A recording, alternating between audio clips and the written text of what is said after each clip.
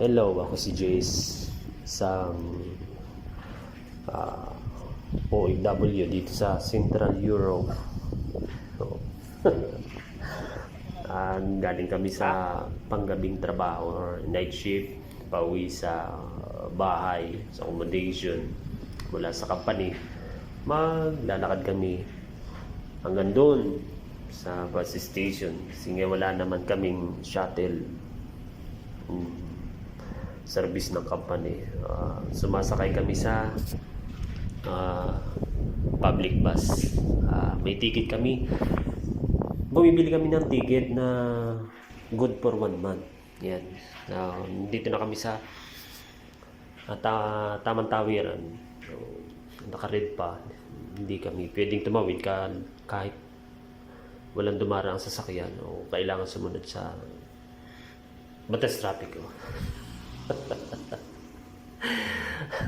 Pati si Kuya, ganun din. Para na rin sa kaligtasan. Kung tumawid ka dito tapos may sasakyan namang mabilis tas nadanas, yun, sayang ang buhay. Or sayang yung sasakyan. It's very good. Kasi nga malamig na, nagsisimula ng lumamig at malapit na yung winter. Yan. So, guna, pwede na kaming tumawid upang maghintay ng bus. Ito sa aming hintayin ng bus papunta sa aming accommodation. Maantok na. Galing sa magdamag na trabaho. Pagod, kuya.